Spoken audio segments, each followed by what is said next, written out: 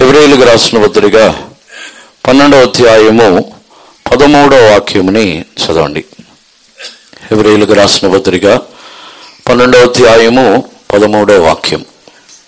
మరియు కుంటికాలు వెనుకక బాగుపడు నిమిత్తము మీ పాదములకు మార్గములను సరళము చేసుకొనుడి. 15 వరకు. అందరితో సమాధానమును పరిశుద్ధతయు కలిగి ఉండుటకు ప్రయత్నించుడి. పరిశుద్ధత లేకుండా ఎవడును ప్రభువును చూడడు. మీలో ఎవడైనను దేవుని కృపను పొందకుండా తప్పిపోవనేమో అనియు చేదైన వేరు ఏదైనను మొలిచి కలవరపరచుట వలన అనేకులు అపవిత్రులైపోదురేమో అనియు.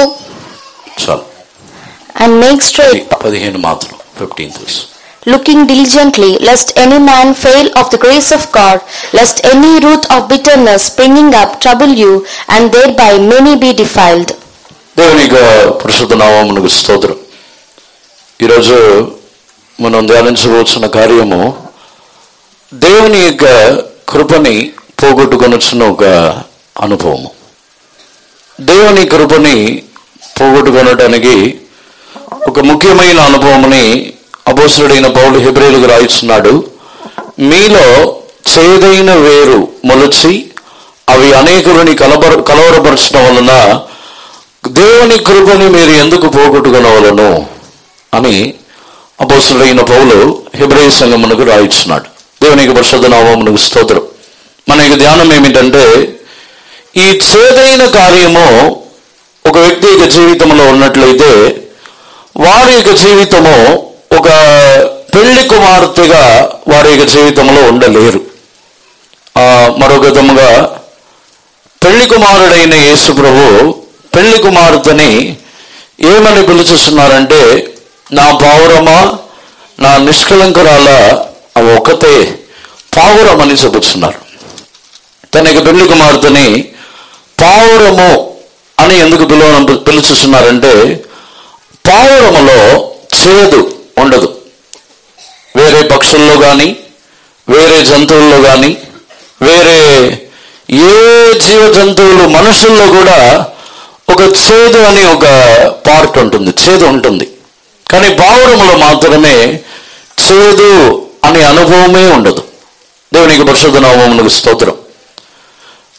యేసు ప్రభు తన యొక్క సంఘముని కూడా అలాగే మార్చవలనని చేదు లేని ఒక అనుభవం గలవారుగా మార్చవలనని ఆయన కోరుతున్నారు. దేవునికి పరిశుద్ధ నామమునకు స్తోత్రం. ఈరోజు ఈ చేదుని మన యొక్క జీవితం నుండి తొలగించి ఆయన ఒక మధురమైన అనుభవంగా మార్చవలనని దేవుడు కోరుతున్నారు. మధురమైన వారుగా మారినప్పుడే మనం యేసు ప్రభుతో పాటు పెళ్లి కుమార్తెగా మనం మార్చబడగలము. ఈ చేదు మన యొక్క జీవితంలో ఉన్న కృపని, దేవుని యొద్ద నుండి పొందుతున్న కృపని అవి పోగొట్టుకున్నట్టుకు కారణముగా మారుచున్నది. ఈ కృప ద్వారానే సమాధానముగా ఉండగలము. ఈ కృప ద్వారానే మన యొక్క జీవితంలో మనం మారుస్తున్నాము. ఈ కృప ద్వారానే యేసు ప్రభు యొక్క రాకడలో ఎత్తబడుటకు కూడా ఆ కృపయే మన యొక్క జీవితంలో సహాయము చేయుచున్నది.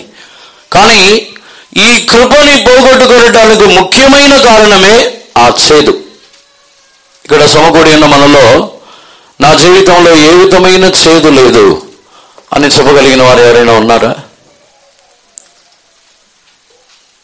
నా హృదయంలో ఏ చేదు లేదు, చేదైన అనుభవమే లేదు అని ఎవరైనా ధైర్యంగా చెప్పగలరా?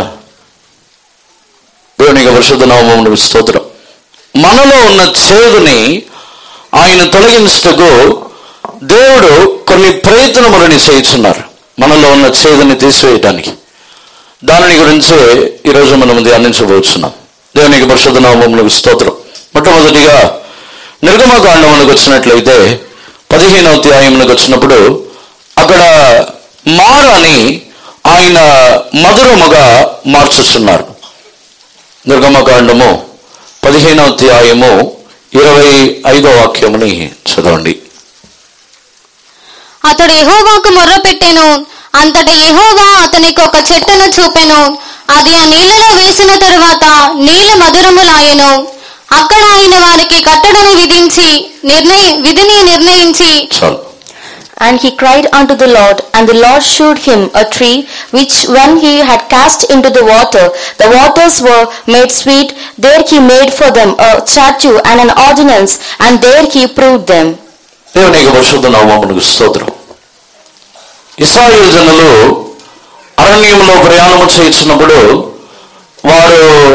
వారి ప్రయాణములలో వాళ్ళ నీళ్లు త్రాగుటకు వారు ఒక చోటుకు వచ్చి మారా అనే చోటుకు వచ్చి వారు దానిలో నీళ్లు తాగుతున్నప్పుడు అది చేదైనదిగా కనబడి ఉన్నది. 23వ వాక్యముని చదవండి. మారా నీళ్లు చేదైనవి గనుక వారు ఆ నీళ్లు త్రాగలేకపోయిరి, అందువలన దానికి మారా అను పేరు కలిగెను. And when they came to Mara, they could not drink of the waters of Mara, for they were bitter. Therefore the name of it was called Mara. దేవుని పరిశుద్ధ నామమునకు స్తోత్రం. వీరి యొక్క అనుభవాన్ని చూస్తే 3 దినముల వరకు అరణ్యంలో నీళ్లు దొరకకుండా వారు నడుచుచూ వెళ్ళి ఉన్నారు. 3 దినములకు తర్వాత వారి యొక్క జీవితంలో ఆ దొరికిన నీళ్లు వచ్చి చేదైన నీరుగా వారి యొక్క జీవితంలో వారు దానిని రుచించి ఉన్నారు. అప్పుడు నీళ్లు చేదుగా ఉన్నది కాబట్టి వాటిని వారు త్రాగలేని పరిస్థితుల్లో మారిపోయి ఉన్నారు. దేవునికి పరిశుద్ధ నామమునకు స్తోత్రం. ఈ స్థలంలో ఇశ్రాయేలు జనులు వారు ఆ నీళ్ళని త్రాగుటకు మధురముగా మార్చినది ఒక చెట్టుని నరికి ఆ నీళ్ళల్లో పడవేయించినప్పుడు ఆ నీళ్లు మధురముగా మారి ఉన్నది. దేవునికి పరిశుద్ధ నామమునకు స్తోత్రం. మొట్టమొదటిగా ఒక వ్యక్తి యొక్క జీవితంలో తాను మధురమైన నీళ్ళని మధురమైన వారుగా చేదులేని వారుగా మార్చడానికి దేవుడు వారి విషయంలో క్రియ చేస్తున్న కార్యం ఏమిటంటే వారు త్రాగుచున్న నీళ్ళని మధురముగా మార్చవాలని కోరుతున్నారు. సాధారణముగా భూమిలో తమ యొక్క దాహముని తీర్చుకొనుచున్న దప్పికొనుచున్న ప్రతి వారు కూడా తాము దాహముని తీర్చుకొనుచున్న ప్రతి నీరు కూడా అది చేదైనదిగా శాపగ్రస్తమైనదిగానే ఉన్నది. చెప్పాలంటే ఆశీర్వాదము లేని నీళ్ళని ఆశీర్వాదము లేని ఆహారములనే మనము తినుస్తూ ఉన్నాము. ఈ ఇశ్రాయేలు జనుల యొక్క జీవితంలో ఎందుకు ఆ నీళ్ళని మధురముగా దేవుడు మార్చి ఉన్నారు? ఎందుకు ఆ నీళ్ళని ఆయన మధురముగా మార్చవలసిన అవసరం ఏమిటి అని మనం ధ్యానించి చూసినట్లయితే ఇశ్రాయేలు జనుల యొక్క జీవితంలో ఐగుప్తులో ఉన్న నీళ్ళని ఐగుప్తులో ఉన్న ప్రతి తమ యొక్క ఐగుప్తులో దాహముని తీర్చుకున్నట్టుకు అలవాటైపోయిన వారి యొక్క జీవితంలో వారి యొక్క హృదయం అంతా కూడా చేదైనదిగా మారిపోయి ఉన్నది. ఐగుప్తులోనే జీవించి బానిసలుగా మారి ఐగుప్తులో ఉన్న రాజు వారు పనిచేసి బానిసత్వంలో ఉండి వారి యొక్క జీవితంలో ఉన్న ప్రతిదీ కూడా చేదైనదిగా మారిపోయి ఉన్నది. దేవునికి పరిశుద్ధ నామమునకు స్తోత్రం. దేవుడు స్వస్థపరచాలని కోరినట్లయితే దేవుడు వారికి ఆ నీళ్ళని మధురముగా మార్చకుండానే కొన్ని విధులని కొన్ని ఆజ్ఞలని విధించి మిమ్మల్ని స్వస్థపరచుచున్న యెహోవాను నేనే అని చెప్పి ఉండవచ్చు. కానీ ఆయన ముందుగా ఈ వాగ్దానాన్ని ఇవ్వడానికి ముందు ఆ నీళ్ళని మధురముగా మార్చుచున్నారు. దేవునికి పరిశుద్ధ నామమునకు స్తోత్రం. దీనిని బట్టి మనలో ఉన్న చేదుని దేవుడు తొలగించే నిమిత్తము ఆయన చేస్తున్న మొదటి క్రియ మన యొక్క దాహముని తీర్చుచున్న అనుభవముని మార్చుచున్నారు. మన యొక్క దాహమంతా లోక సంబంధమైన అనేక దాహముతో లోక సంబంధమైన అనేక దప్పిక గలవారై అనేక కార్యములని గురించి దప్పికతో దాహముతో నిండి ఉన్నాము.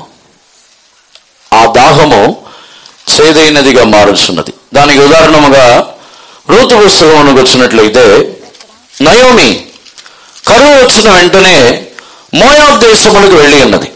మోయాబ్ దేశంలో రూతులో మనం చదువుతున్నప్పుడు కరువు వచ్చినప్పుడు తన యొక్క ఆకలిని తీర్చుకున్నట్టుకు, తన యొక్క దాహముని తీర్చుకున్నట్టుకు మోయాబు దేశమునకు వెళ్ళి దేవుని విడిచి, దేవుడు లేకుండా మోయాబు దేశమునకు వెళ్ళినప్పుడు ఆమె తిరిగి వచ్చిన పరిస్థితి వచ్చి ఒక మారాగా చేదైన పరిస్థితితో తిరిగి వచ్చి ఉన్నది.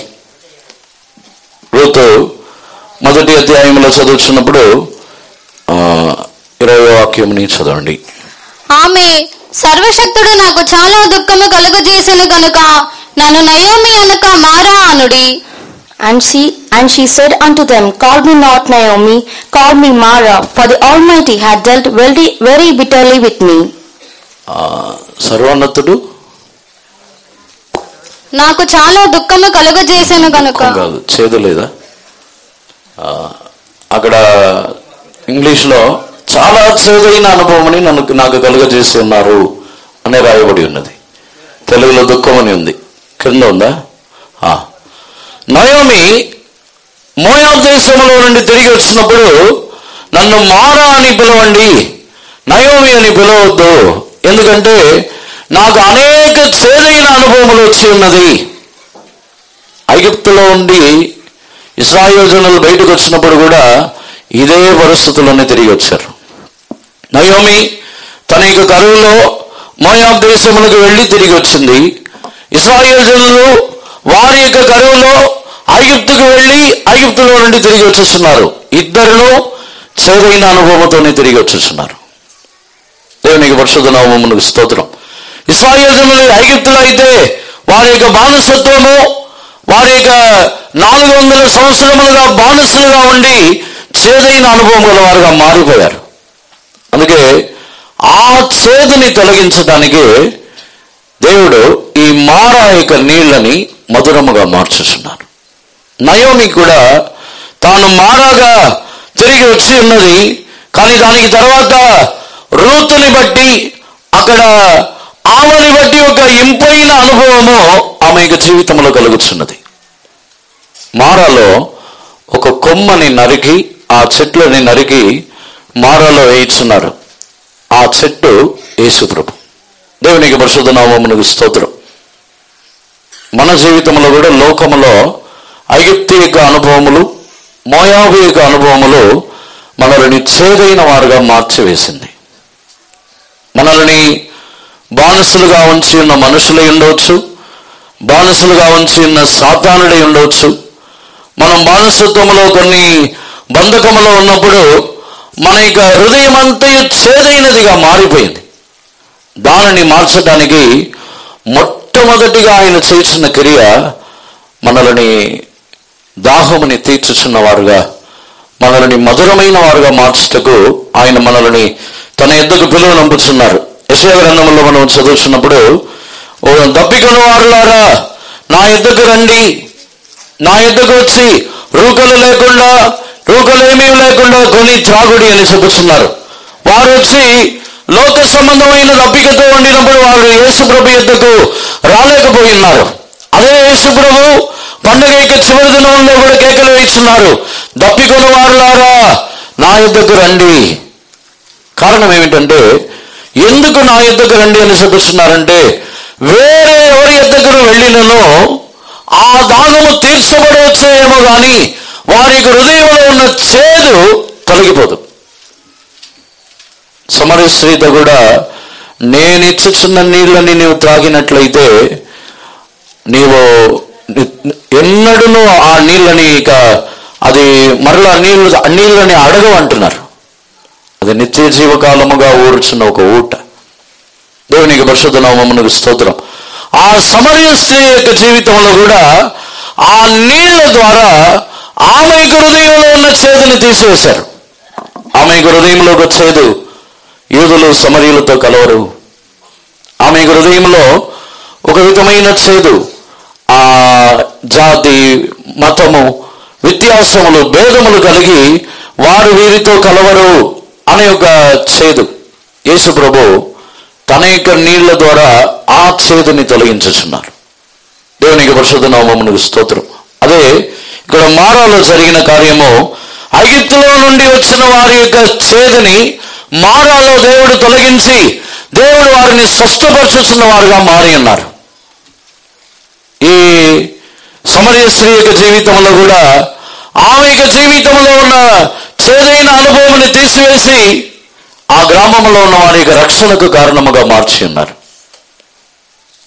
మోయాబ్ దేశం నుండి వచ్చి ఉన్న నయోమి తనలో ఉన్న ఆ చేదైన అనుభవాన్ని మార్చి అక్కడ రూతుకి ఆమె తన యొక్క మార్గమని తెరుచుచున్నది.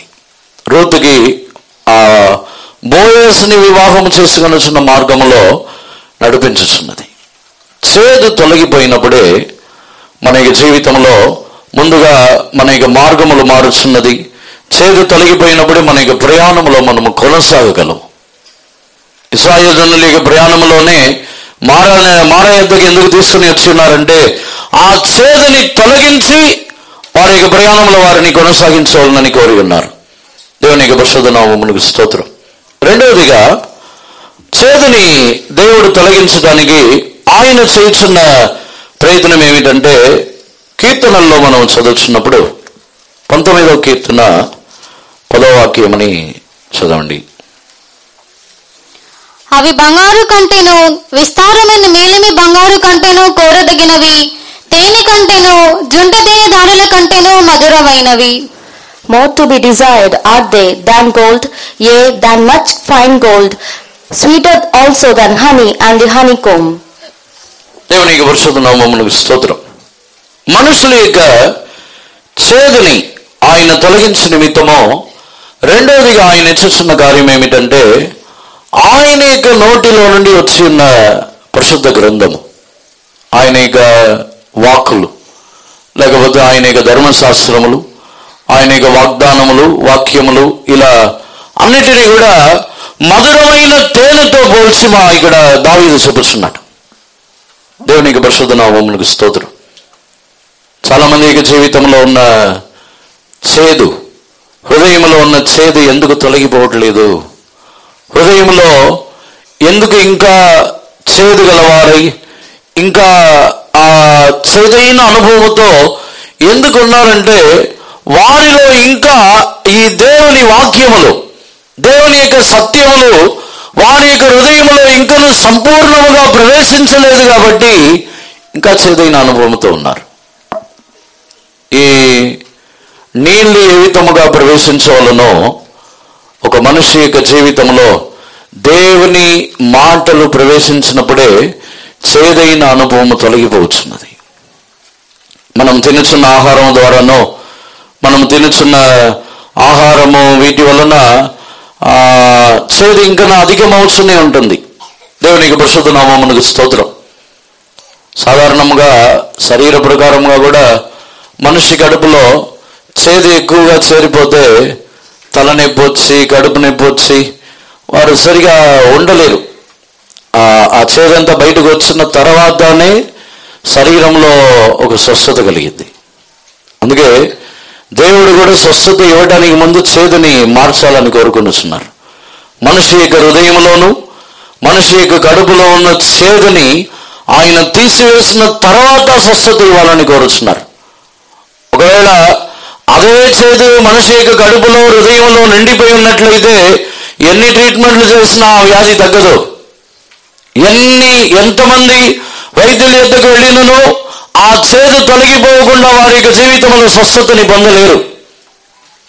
అందుకే దేవుడు ఆయన చేస్తున్న క్రియలో మనుషుల యొక్క జీవితంలో ఉన్న చేదుని ఆయన తీసివేయటానికి తన యొక్క వాక్యముడి మధురమైనదిగా, తేనె కంటే మధురమైన వాక్కుని తన యొక్క హృదయంలో ఉంచుతున్నారు. దేవుని యొక్క పరిశుద్ధ నామమునకు స్తోత్రం. ఇది ఒక వ్యక్తి యొక్క హృదయంని ఆ చేదుని ఎలా తొలగించుచున్నదంటే చాలా మంది యొక్క హృదయంలో ఉన్న చేదు అనేక మనుషుల యొక్క మాటల ద్వారా వచ్చిన చేదు. చాలా మంది మనుషులు అలా అంటున్నారు, ఇలా అంటున్నారు, వారు ఇలా నన్ను దూషించారు, ఇలా నాకు విరోధముగా మాట్లాడారు, నాకు విరోధముగా నా గురించి చెడుగా చెప్పి ఉన్నారు, నన్ను నిందించి ఉన్నారు, నన్ను అవమానించి ఉన్నారు. వీటి వలన హృదయంలో ఒక చేదు, వారి హృదయంలో చేదు ఎక్కువ మారుతుంది, చేదు పెరుగుతూనే ఉంటుంది. ఒక రోజుకి తర్వాత ఒకరోజు మనుషుల యొక్క మాటలు అధికమయ్యే కొలది చేదు పెరిగి పెరిగి పెరిగి పెరిగి వారి జీవితం అంతటిని, ఆ చేదు పెరిగిందంటే చేదైన వేరు మొలిసినట్లయితే వారి యొక్క శరీరం అంతటిని పాడు చేస్తున్నది. అదేవిధముగానే మనుషుల యొక్క మాటల ద్వారా వచ్చిన చేదుని దేవుని యొక్క మాటల ద్వారా దానిని తొలగించాలని కోరుతున్నారు. అందుకే దేవుని యొక్క మాటల్ని తేనె కంటే మధురమైనది అని, ఒక వ్యక్తి దేవుని మాటలని ఎక్కువగా విని దేవుని యొక్క వాక్యములని అధికముగా చదివి ధ్యానించి దేవుని యొక్క వాక్యములని వినుచూ ఉన్న వారి యొక్క జీవితంలో చేదు తొలగిపోతున్నది. ఎందుకంటే ఆ చేదు రావడానికి కారణమే ఒక కారణం, మనుషుల యొక్క మాటలు. ఎప్పుడైతే దేవుని వాక్కులని అధికముగా వినుచున్నామో మనుషుల యొక్క మాటల ద్వారా వచ్చిన చేదు తొలగిపోయింది. మనుషుల యొక్క మాటలు గొప్పగా కనబడదు మనకి. మనుషుల యొక్క మాటలని మనం అంతగా దుఃఖముగా మనం తీసుకోము. మనుషులు చెప్పుచున్న మాటలు, లేని మాటలు, మనల్ని దూషించుచున్న మాటలు, మనల్ని బాధ పెట్టుచున్న మాటలు ఏదైనానో మన యొక్క హృదయంలో అది చేదుగా ఉండదు. అధికముగా దేవుని మాటలు మన యొక్క చెవిలో వినొచ్చు, మనం చదువుచు దేవుని మాటలని మనం అంగీకరించచ్చు ఉన్నప్పుడు మనుషుల యొక్క మాటలకు విలువ ఉండదు. దేవుని మాటలు మనుషులు విస్తారముగా మాట్లాడిన అన్ని మాటల కంటే దేవుని యొక్క ఇంపైన ఒక మాట ఎంతో విలువైనది. ఒక్క మాట సెలవిస్తే చాలు, ఒకే ఒక మాట, దేవుడు తన యొక్క నోటిలో నుండి పలుకుచున్న ఒకే ఒక మాట వారి యొక్క హృదయంలో ఉన్న చేదు, దుఃఖము, కలవరములు అన్నిటినీ తీసివేస్తున్నది. ఆ మాటని వినుచున్నామా?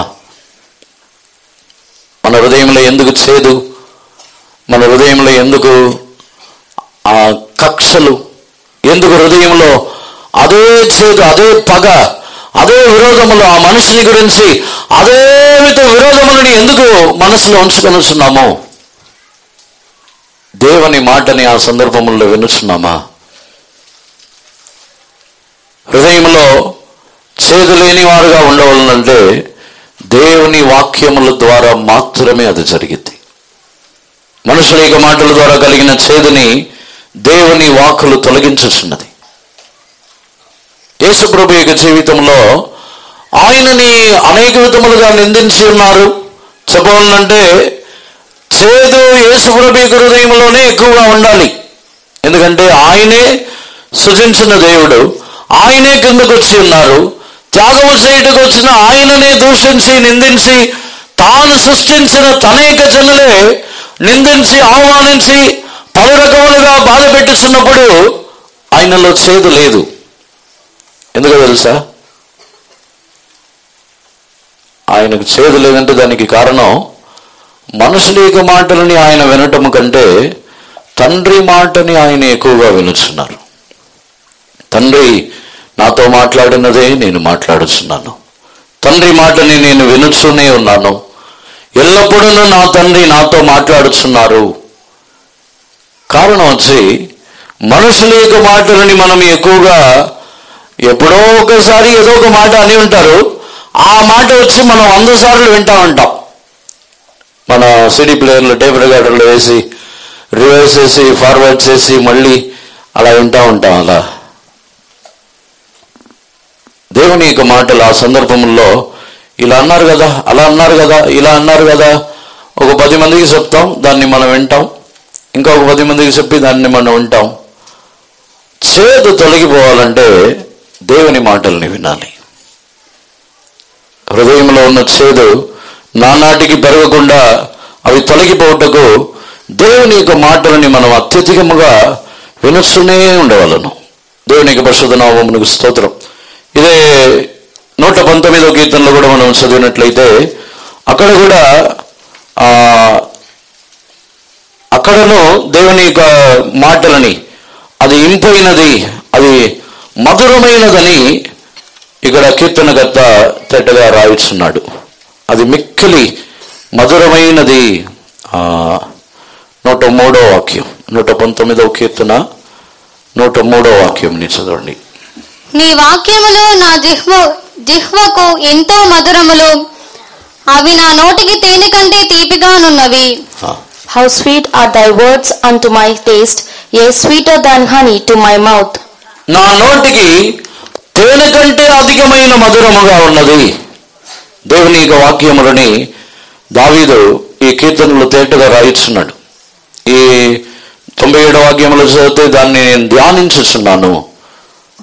అంటే ఎప్పుడైతే దేవుని యొక్క వాక్యములని ధ్యానించుచున్నామో, మన యొక్క అలవాటు చూస్తే ఎవరైనా ఏమైనా అంటే దాన్ని ధ్యానిస్తాం. ఎందుకన్నారు, ఎందుకు, ఏ సందర్భంలో అన్నారు, ఇలా ఎందుకు అనాలి, వారు ఎవరు నన్ను అనడానికి, కొన్ని క్వశ్చన్లు అడిగి దానికి ఆన్సర్లు చెప్పి చాలా రకాలుగా ధ్యానం వేరేలాగా వెళ్తుంది. ఆ ధ్యానం మన ధ్యానం. కానీ దేవుని యొక్క మాటలని మనం ధ్యానించాలి. ఈ మాటల్లో ఇటువంటి సందర్భముల్లో దేవుడు నాతో ఏమని మాట్లాడుతున్నారు, వారు ఇలా నన్ను దూషించినప్పుడు, వారు నన్ను ఇలా దూషణమైన మాటలని పలికినప్పుడు దేవుడు ఏమని నాతో మాట్లాడుతున్నారని ధ్యానించి ఒకే ఒక మాట చాలు, మనకి హృదయంలో ఉన్న చేదు తొలగిపోయింది. మనకి హృదయంలో ఉన్న చేదు అంతా తీసివేయబడింది. అన్నా కూడా పెనినాయక మాట ద్వారా హృదయం అంతా చేదైపోయి, పెనినాయక మాటకి మిక్కిలి వేదనతో కన్నీళ్లతో మాట్లాడిన ఎల్కానా ఎంత ధైర్యపరిచినా ఆమె యొక్క చేదు తొలగిపోలేదు. కానీ ఆమె తన హృదయం కుమ్మరించిన తర్వాత ఏలి ఒకే మాట చెప్పాడు. ఏం చెప్పలేదు, నీ ప్రార్థన వినబడి ఉన్నది, ఇశ్రాయేలు యొక్క దేవుని యొద్దకు వచ్చి నీవు చేసిన ప్రార్థన వినబడింది, అంతే, ఒకే మాట. దానికి తర్వాత ఆమె దుఃఖముగానే లేదంట. ఆ రోజు నుంచి సంతోషముగానే ఉంది. మనకి చేదు తొలగిపోవడానికి దేవుని యొక్క ఒకే ఒక మాట చాలు. దాన్ని విశ్వసిస్తే చాలు. నిశ్చయముగా మన జీవితంలో ఉన్న చేదు దానిని ఆయన తీసివేయుచున్న దేవుడే ఉన్నారు. దేవునికి పరిశుద్ధ నామమునకు స్తోత్రం. మూడవదిగా మనము సామెతల గ్రంథములకు వచ్చినట్లయితే 16వ అధ్యాయము 21వ వాక్యముని చదవండి. జ్ఞాన హృదయుడు వివేకి అనబడును, రుచిగల మాటలు పలుకుట వలన విద్య ఎక్కువగును. The wise in heart shall be called prudent, and the sweetness of the lips increaseth learning. 24వ వాక్యం కూడా చదవండి. ఇంపైన మాటలు తేనె పట్టు వంటివి, అవి ప్రాణములకు మధురమైనవి, ఎముకలకు ఆరోగ్యకరమైనవి. Understanding is a wellspring of life unto him that hath it, but the instruction of fools is folly. 24th. Pleasant words are as honeycomb, sweet to the soul and health to the bones. దేవునికి పరిశుద్ధ నామమునకు స్తోత్రం. ఇంపైన మాటలు అది తేనె కంటే మధురమైనది. ఆ మాటలు వచ్చి ఎముకలకు ఆరోగ్యం కలదంట. ఎముకలకు ఆరోగ్యం, ఎముకలకు కుళ్ళి ఏంటో. ఎముకలకు కుళ్ళి ఏంటి? అసూయ, మత్సరము, ఎముకలకు కుళ్ళు. అంటే ఇంపైన మాటలు ఎముకలకు ఆరోగ్యం అని చెప్పినట్లయితే, మత్సరము లేని మాటలు, అసూయ లేని మాటలు ఒక వ్యక్తి యొక్క ఎముకలకు అది ఆరోగ్యముగా మారుచున్నది. తేనె వంటి మాటలు అండి చెప్పినట్లయితే, చేదైన మాటలు అనేది అసూయతోనూ విరోధముతోనూ నిండిన వారై మాట్లాడుతున్నప్పుడు ఆ మాటలు చేదుగా ఉంటుంది. కానీ అసూయ లేకుండా, ఏ విరోధ భావము లేకుండా, ఎటువంటి మత్సరము లేకుండా, కపటము లేకుండా మాట్లాడుతున్న మాటలనే ఇక్కడ ఇంపైన మాటలు అని ఈ సామెతలని రాసిన వాడు రాయిస్తున్నాడు. ఇంపైన మాటలు, అది తేనె వంటిది, మధురమైనది. మన జీవితంలో మనుషుల ఎడల కఠినముగా మనం మాట్లాడుతున్నామా? కోపముని పుట్టించే మాటలని మాట్లాడుతున్నామా? క్రూరముగా, కఠినముగా, మనుషులతో కఠినముగా మనం ప్రవర్తించుతున్నామా? మనుషులతో ఇంపైన మాటలని మనము మాట్లాడుతున్నామా? నప్తాలి యొక్క జీవితంలో ఒక విశేషమైన అనుభవం ఉంది. అతడు ఇంపైన మాటలని పలుకును. ఆదికాండము 49వ అధ్యాయంలో చూసినప్పుడు 21వ అధ్యాయంని 21వ వాక్యము, 49వ అధ్యాయము 21వ వాక్యం. నఫ్తాలి విడువబడిన లేడి, అతడు ఇంపైన మాటలు పలుకును. Naphtali is a hind let loose, he giveth goodly words. Naphtali విడువబడిన లేడి ఇంపైన మాటలని పలుకును. అంటే దాన్ని బట్టి చూసినట్లయితే ఇంపైన మాటలని మాట్లాడాలంటే మనకు ఒక విడుదల కావాలి.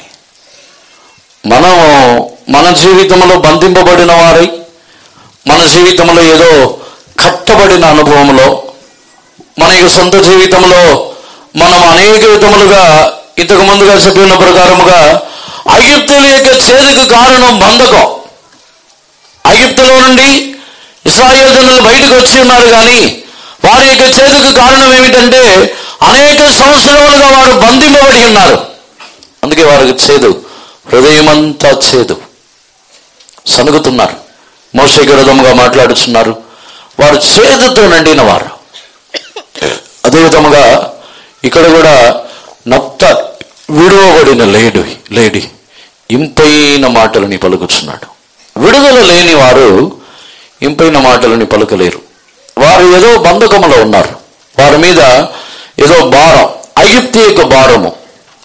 ఐగుప్తులో భారం ఏమిటంటే ఎందుకు ఐగుప్తులో ఉన్న ఇశ్రాయేలుకి ఎందుకు భారం అధికమైందంటే కారణము, ఐగుప్తుల యొక్క ఉద్దేశం ఏమిటంటే ఇశ్రాయేలు జనులు తమ్మును మించిపోకూడదు, అందుకని భారం వేస్తారు. ఇప్పుడు మన యొక్క చేదేంటో, మనల్ని ఎవరు మించిపోకూడదనా? ఐగుప్తులో ఉన్న చేదు, ఐగుప్తులో ఉన్న బంధకం, ఐగుప్తులో ఉన్న బానిసత్వం మనకు కారణమే ఫరో కంటే, లేకపోతే ఐగుప్తులో ఉన్న జనుల కంటే ఇశ్రాయేలు జనులు మించిపోకూడదు. ఇశ్రాయేలు జనులు తగ్గిపోయి ఉండాలి. ఇప్పుడు మన యొక్క చేదు, మనల్ని ఎవరైనా మించిపోతున్నారన్నా? నాకంటే మించిపోతున్నారా? నాకంటే పెద్దవారా? నాకంటే గొప్పవారా అనే తలంపు, నాకంటే మొదటివారా, నేను కదా ముందు, నాకంటే మీరు శ్రేష్ఠులా, ఎందులో శ్రేష్ఠులు, ఇలా ఒక తలంపు వచ్చినట్లయితే అక్కడ చేదు ఉంటుంది. నఫ్తాలి విడువబడిన లేడి. ఇంపైన మాటలని పలకాలంటే అక్కడ ముందుగా విడుదల కావాలి. చేదు, ఇంపైన మాటల ద్వారానే ఆ చేదు తొలగిపోవచ్చున్నది. ఇంపైన మాటలు అని చెప్పినట్లయితే ఏ విధముగా కూడా మనల్ని ఎవరిని మించిపోవచ్చున్నారని, మనకంటే గొప్పవారుగా మారిపోవచ్చున్నారని అసూయతో చేదైన వారుగా ఉండవద్దు. ఇంపైన మాటలు మనకంటే మించిపోయినను, మనకంటే గొప్పవారుగా మారినను, మనకంటే ముందు వెళ్ళినను, కడుపటి వారు మొదటి వారుగా మారినను, ఇంపైన వారుగా ఎంతో మనం విడుదల పొందాలి. ఆ బంధకములో నుండి విడుదల పొందిన తర్వాత మనం ఇంపైన మాటలని మనం మాట్లాడుతున్నాము. ఇశ్రాయేలు జనులు ఐగుప్తులో నుండి విడుదల పొందిన తర్వాత మేము ముందు, మేము వెనక అని మాట్లాడటానికి లేదు. అక్కడ దేవుడు ఎవరిని నియమించుతున్నారో వారు వెళ్ళవలసిందే. ఎవరిని ముందు నిలబెట్టుస్తున్నారో వారు వెళ్ళాలి. అక్కడ వచ్చి మేము సీనియరు, మేము జూనియర్ అని మాట్లాడటానికి లేదు. అక్కడ దేవుడు ఎవరిని చెప్పుచున్నారో వారు వెళ్ళాలి. ఆ చేదు తొలగిపోయింది. అసూయ, వారి మధ్యలో ఉన్న అసూయ అనే చేదు తొలగిపోయింది. దేవునికి పరిశుద్ధ నామమునకు స్తోత్రం. మన జీవితంలో కూడా మనలో ఉన్న చేదు తొలగిపోవాలంటే మనము కూడా విడువబడిన వారై ఇంపైన మాటలని, మనం వచ్చి ఏదో కఠినమైన మాటలు ఇవన్నీ ఎందుకు పలుకుతున్నామంటే మనం ఇంకా విడుదల పొందలేదు. మనకంటే తక్కువగానే ఉండాలి, నన్ను మించిపోకూడదు, నాకంటే గొప్పవారుగా మారిపోకూడదు అనే తలంపుతో మనము మన యొక్క ప్రవర్తనలో అలా ఉన్నట్లయితే ఇంకా బంధకంలోనే ఉన్నాం. మనం ఇంపైన మాటల్ని మాట్లాడలేము. ఇతరులతో ప్రేమగా, మధురముగా మనం మాట్లాడలేం. దానికి ఆధారముగా న్యాయాధిపతుల్లో కూడా మనం చదివి ఉన్నాం. మాధుర్యమని ఇవ్వటమని మానివేసి చెట్ల మీద ఏలుబడి చేయాలని నేను రాను, నేను ఎవరికంటే పైన ఉండటానికి నేను రాలేదు, ఎవరిని ఏలుబడి చేయటానికి రాలేదు, ఎవరిని లోబరచడానికి రాలేదు, ఎవరి మీద అధికారం చెల్లించడానికి రాలేదు, ఎవరికంటే గొప్పవాడుగా ఉండటానికి కూడా రాలేదు, మాధుర్యం అని ఇవ్వటానికి వచ్చిన్నాం. మన జీవితంలో ఇంపైన మాటలు మన జీవితంలో అది ఆరోగ్యముగానే మనకి జీవితంలో మారుచున్నది. దేవునికి పరిశుద్ధ నామమునకు స్తోత్రం. మనము మనకి సొంత కుటుంబస్తులతో, ఇంటిలో ఉన్న వారితో, ఇరుగు పొరుగు వారితో, బయట ఉన్న వారితో కఠినమైన మాటల్ని మాట్లాడుచున్నామా? మనం ఎలా మాట్లాడుచున్నాం? ఇంపైన మాటల్ని పలుకుచున్నామా, లేకపోతే కోపముతో, క్రోధముతో, కఠినమైన మాటలు, అసూయతో, ఏ విధమైన మాటలు మన యొక్క నోటిలో నుండి బయటకు వచ్చుచున్నది? మన యొక్క హృదయంలో నుండి వచ్చుచున్న చేదు ఇతరులని కూడా చేదైన వారుగా మార్చుచున్నది. అందుకే మన యొక్క నాలుకలో నుండి శాపవచనములే రాకూడదు. అది ఇంపైన మాటలని గురించి యాకోబు చెప్పుచున్నప్పుడు, యాకోబు రాసిన పత్రిక 3వ అధ్యాయంలో చూసినప్పుడు, ఒకే నోటిలో నుండి చేదైన నీరు రాకూడదు, తీయని నీరు కూడా రాకూడదు. చదవండి 3వ అధ్యాయము 11వ వాక్యంని చదవండి. నీటి బుగ్గలో ఒక్క జల నుండి తీయని నీరును చేదు నీరును ఊరునా? Doth the fountain send forth at the same place sweet water and bitter? ఒక్క జల నుండి తీయని నీరు చేదు నీరు ఊరునా? ఇక్కడ తీయనిది చేదని ఏమని చెప్పుతున్నాడంటే, శపించి, దూషించి, నోటిలో నుండి శాపం పెట్టి కఠినముగా మాట్లాడుతున్న మాటలని చేదు అంటున్నాడు. 10వ వాక్యమని చదవండి. ఒక్క నోటి నుండి ఆశీర్వచనమును శాపవచనమును బయలువెళ్ళును. నా సహోదరులారా, మీరీలాగుండకూడదు. దీనితో తండ్రి అయిన ప్రభువును స్తుతింతుము, దీనితోనే దేవుని పోలికగా పుట్టిన మనుషులను శపింతుము. Therewith bless we God, even the Father, and therewith curse we men, which are made after the similitude of God. Out of the same mouth proceedeth blessing and cursing. My brethren, these things ought not so to be. శపించుచున్న ప్రతి ఒక్కరిలోనూ చేదు ఉంది. సొంత పిల్లలని శపించిన, తోటి వారిని శపించినను, ఇరుగు పొరుగు వారిని శపించిన, లేకపోతే మనకు విరోధంగా క్రియ చేసిన వారిని శపించి, మనతో పనిచేసేవారు, సంఘంలో ఉన్నవారు, ఎవరినైనా సరే మరొక వ్యక్తిని, మరొక మనిషిని శపించుచున్నారంటే వారి హృదయం అంతా చేదుతో నిండి ఉన్నది. చేదే బయటకు వచ్చింది. శపించిన తర్వాత వచ్చి దేవుని సన్నిధానంలోకి వచ్చి స్తుతించినట్లయితే అది వేషధారణం. స్తుతులంతా యాక్టింగే, శపించటమే నిజం. అది చేదు బయటకు వచ్చింది. దేవునికి పరిశుద్ధ నామమునకు స్తోత్రం. ఒక నిజమైన క్రైస్తవుడి యొక్క జీవితంలో శపించటం అనేది నిశ్చయముగా ఉండకూడదు. నిజమైన క్రైస్తవుడి యొక్క జీవితంలో శాపముని వారు పలుకుచున్నారంటే నిశ్చయముగా మన యొక్క జీవితంలో చేదైన అనుభవం మన యొక్క జీవితంలో ఉన్నది. చేదు తొలగిపోవడానికి శపించటము, దూషించటము, మనుషులని నిందించటము, ఆ మాటలని మన యొక్క జీవితం నుండి తొలగించుకోవాలి. లేకపోతే మన హృదయంలో నానాటికి చేదు పెరిగిద్ది. మనం అనుకుంటాం మనం శపించటం ద్వారా ఇతరులు ఏమైనా అవుతారని అనుకుంటాం. శపించటానికి ఒక రూల్ ఉంది తెలుసా? ఎవరైనా శాపమునకైనా ఆశీర్వాదమునకైనా ఒక రూల్ ఉంది.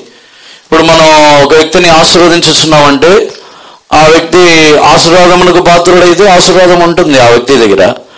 ఆశీర్వాదమునకు పాత్రుడు కాకపోతే ఆశీర్వాదం తిరిగి మన దగ్గరికి వచ్చింది. యేసు ప్రభువు సమాధానము అని పలికినప్పుడు సమాధానమునకు యోగ్యులైతే సమాధానం ఉంటుంది, లేకపోతే సమాధానం తిరిగి వచ్చింది. శాపమునకు కూడా అదే రూలే.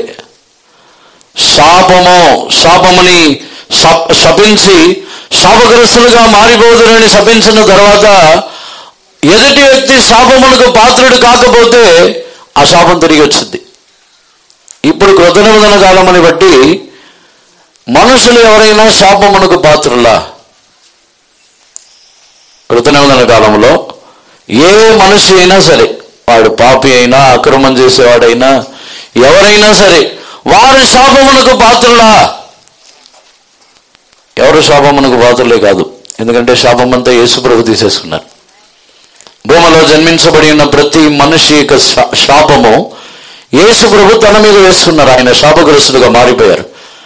అలాగ ఉన్నప్పుడు మనం మరొక వ్యక్తిని శపించినట్లయితే శాపమంతా తిరిగి మన దగ్గరికి వచ్చింది. నానాటికి చేదు పెరుగుతూనే ఉంటుంది. అదే విధముగా మనుషుని ఆశీర్వదించి, మనుషుని ఇంపైన మాటలతో, ఆదరణ కలిగిన మాటలతో, ధైర్యపరిచే మాటలతో మనము ధైర్యపరుచున్నప్పుడు అది కూడా మన యొక్క జీవితంలో తిరిగి వచ్చేస్తున్నది. మన యొక్క జీవితంని కూడా మధురమైనదిగా మార్చుచున్నది, ఇంపైనదిగా మార్చుచున్నది. మన యొక్క ఆత్మీయ జీవితం కూడా మిక్కిలి మధురమైనదిగా అది మారుచున్నది. దేవునికి పరిశుద్ధ నామమునకు స్తోత్రం.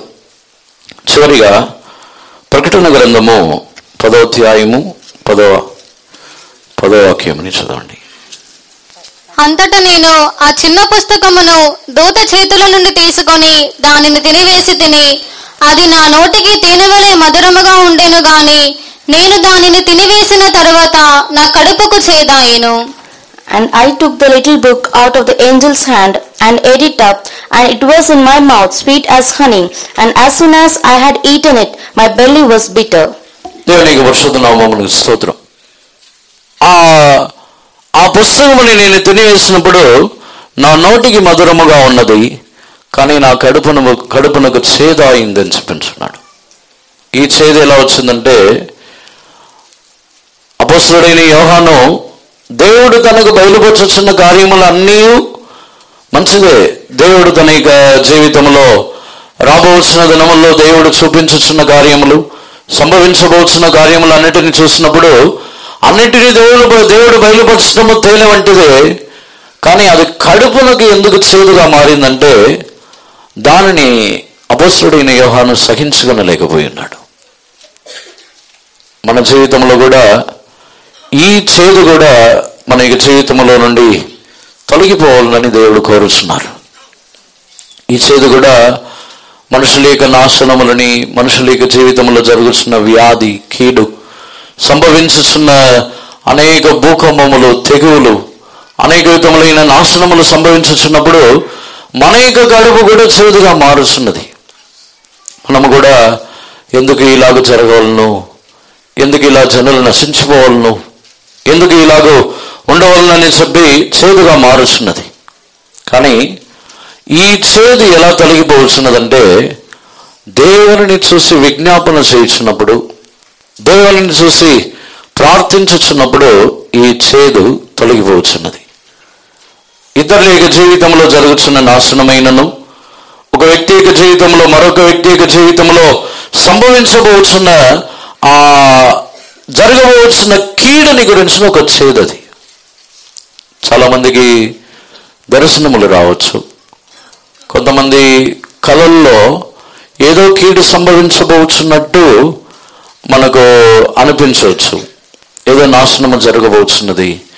దర్శనముల ద్వారా మన యొక్క జీవితంలోనో, మనకి ఇంటి వారికో, లేకపోతే సమాజంలోనో, సంఘంలోనో ఏదో కీడు సంభవించబోతున్నదని దేవుడు దర్శనం చూపించుతున్నప్పుడు ఒక చేదైన అనుభవం మన యొక్క కడుపులో ఉండవచ్చు.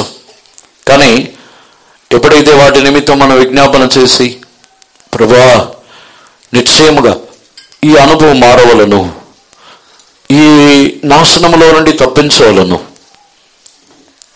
సాతానుడి యొక్క చేతిలో నుండి తప్పించవలను. యేసుప్రభుకు కూడా ఈ చేదు ఉంది. యేసుప్రభు కూడా దాన్ని రుచి చూసి ఉన్నారు, ఆ చేదైన చిరకని. యేసుప్రభు ఆయన రుచి చూసిన చేదైన చిరక ఏమిటంటే తండ్రి తన యొక్క ముఖముని మరుగు చేసుకున్న ఆ క్షణము. అదే ప్రకారముగా ఆయనకున్న చేదైన అనుభవం ఏమిటంటే, యేసు ప్రభువు అనేక శిష్యుల గురించి ప్రార్థించుచున్నారు. వీరిని లోకము నుండి తీసుకుని బొమ్మని నేను ప్రార్థించును గాని దుష్టుని చేతిలో నుండి వీరిని రక్షించుము. యేసు ప్రభు యొక్క కడుపులో కూడా ఈ చేదు, ఈ దుఃఖము, అది కూడా దేవుని ఆయన వేడుకొనొచ్చు. దేవుని యొక్క విజ్ఞాపన చేయటం ద్వారా ఆయన కూడా మధురమైన వారుగా మారుస్తున్నారు. విజ్ఞాపన ద్వారా మధురమైన ఒక అనుభవమునకు మనల్ని తీసుకుని వెళ్ళుచున్నారు. అందరినీ కూడా కన్నులు మూసుకొనుదాము. మనలో చేదైన అనుభవములు ఉన్నాయా? మన యొక్క జీవితంలో దేవుడు మనల్ని మధురమైన వారుగా మార్చవాలని కోరుచున్నారు. మనలో ఇక మీదట ఏ చేదును ఉండకూడదు. ఈరోజు మనం దేవుని యొక్క సన్నిధానమునకు వచ్చి తిరిగి వెళ్ళుచున్నప్పుడు చేదైన అనుభవంతో తిరిగి వెళ్ళవద్దు. హృదయంలోనూ కడుపులోనూ చేదు ఇక మీదట ఉండకూడదు. మనము లోకములో జీవించచ్చు. మన యొక్క జీవితంలో అనేక సందర్భములలో వాటి యొక్క బంధకములు, లోకములో బంధింపబడి మనకు కలిగిన నష్టముల ద్వారా, నయోమి మోయాబు దేశములకు వెళ్ళిన తర్వాత ద్వారా అక్కడ ఆమె యొక్క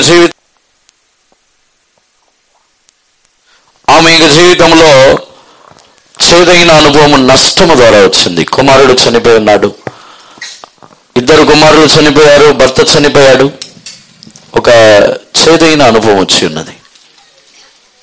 మన జీవితంలో కూడా గత దినముల్లో మన ఇంటి వారు నష్టపోయి ఉండవచ్చు, భర్త చనిపోయి ఉండవచ్చు, పిల్లలు మన యుద్ధ నుండి తొలగిపోయి ఉండవచ్చు. కొన్ని నష్టములని గత దినముల్లో మనం అనుభవించి ఉంటాం. వాటిని బట్టి మన యొక్క జీవితంలో చేదు వచ్చి ఉండవచ్చు. కానీ మరలా మోయాబు దేశము నుండి నయోమి బేతేలుకి, ఆ దేవుని ఇంటికి తిరిగి వచ్చినప్పుడు అక్కడ మరలా దేవుడు ఒక మధురమైన అనుభవాన్ని ఆమె యొక్క జీవితంలో కలుగచేస్తున్నారు. రూతు ఆమెతో వచ్చిన తర్వాత రూతు ద్వారా ఒక మధురమైన అనుభవం నయోమికి కలిగి ఉన్నది. మరలా ఆమెకి ఆశీర్వాదములు, మరలా ఆమె యొక్క చేదు తొలగిపోయి ఉన్నది. ఈరోజు కూడా మనము కూడా దేవునికి దూరం అయిపోయి మోయాబు దేశమునకు వెళ్ళి ఉండవచ్చు. శరీర ప్రకారమైన ఆశీర్వాదములు వెంబడి పరిగెత్తి దేవుని సన్నిధానముని విడిచి చేదైన వారుగా మారిపోయి ఉన్నాం. ఐగుప్తులో ఉండి మన యొక్క జీవితంలో ఎవరును మనల్ని మించిపోకూడదని అనుకొని మన జీవితంలో మనమే చేదైన వారుగా మారిపోయాం, బానిసలుగా మారిపోయాం. ఆ చేదు, ఐగుప్తులో ఉన్న చేదు తొలగిపోవాలి. మోయాబు దేశంలో ఉన్న చేదు తొలగిపోవాలంటే మారా యొద్దకు వచ్చి ఆ నీళ్లు యేసు ప్రభువు అని ఆ కొమ్మ ద్వారా మధురముగా మార్చబడాలి. యేసు ప్రభువు మనల్ని ఆ బానిసత్వంలో నుండి విడిపించుతున్నారు. యేసు ప్రభువు మన యొక్క జీవితంలో ఉన్న అనేక బంధకములో నుండి ఆయన విడిపించుతున్న దేవుడు. అనేక కార్యముల్లో ఈ దినముల్లో బంధింపబడి ఉన్నారు. చెడు అలవాట్లో, ఐగుప్తు యొక్క బానిసత్వము, పనులో, దేనిలో బంధింపబడి ఉండినను యేసు ప్రభు విడిపించవాలని వాంఛించండి. నిశ్చయముగా మనలో ఉన్న చేదు తొలగిపోవచ్చున్నది. దేవుని వాక్యములు మనలో ఉన్న చేదుని తీసివేయుచున్నది. మనుషుల యొక్క మాటల ద్వారా వచ్చిన చేదుని దేవుని యొక్క వాక్కులు మన యొక్క చేదుని తీసివేయుచున్నది. మన నోటిలో నుండి వచ్చుచున్న ఇంపైన మాటలు మన హృదయంలో ఉన్న చేదుని నిశ్చయముగా తొలగించుచున్నది. అది ఆరోగ్యమని కలుగ చేయుచున్నది. నోటి మాటల్లో నుండి మనము కఠినమైన మాటలు, క్రూరమైన మాటలు, గర్వపు మాటలని మాట్లాడితే వ్యాధి వచ్చింది. కానీ ఇంపైన మాటలని మాట్లాడితే వ్యాధి తొలగిపోవచ్చున్నది. ఈ రోజుల్లో అనేకుల యొక్క జీవితంలో ఉన్న వ్యాధికి కారణము అసూయతోనూ, గర్వముతోనూ, కోపముతో, క్రోధముతో మాట్లాడుతున్నారు. కాబట్టి వ్యాధి గలవారై ఉన్నారు. ఈ రోజు నుండి ఇంపైన మాటలని మాట్లాడటానికి అలవాటు పడండి. కోపముతో మాట్లాడవద్దు, అసూయతో మాట్లాడవద్దు, ఏమాత్రము కూడా అధికారముతో మాట్లాడవద్దు. ఏమాత్రమును కూడా అసూయతో నేను గొప్పవారని వారు చిన్నవారని మాట్లాడవద్దు. ఇంపైన మాటలని మాట్లాడతాము. వ్యాధి తొలగిపోవచ్చున్నది. ఇప్పుడే తీర్మానం చేయండి, ఈ రోజు నుండి మనకి వ్యాధి తొలగిపోవచ్చు. ఏ హాస్పిటల్స్ వెళ్ళాల్సిన అవసరం లేదు. మనకి వ్యాధి నిశ్చయముగా దేవుడు మనలో నుండి తొలగించగలరు. ఆయన ఇంపైన మాటలని పలుకవలని కోరుతున్నారు. అదే మనకు ఔషధము. అనేక జీవితంలో విజ్ఞాపనలు మనలో ఉన్న చేదుని తీసివేయించినది. అనేకుని గురించిన దుఃఖము, చేదు, ఇవన్నీ దేవుని యుద్ధ మన విజ్ఞాపన చేసినప్పుడు ఆ చేదుని తీసివేయించినది. ఈరోజు మనలో ఆ చేదైన అనుభవాలన్నిటినీ మనలో నుండి తీసివేయనట్లుగా అందరిని సరిదేవుని స్తోత్రించదము. స్తోత్రం దేవా, స్తోత్రం, స్తోత్రం, స్తోత్రం. హల్లెలూయా, హల్లెలూయా, హల్లెలూయా.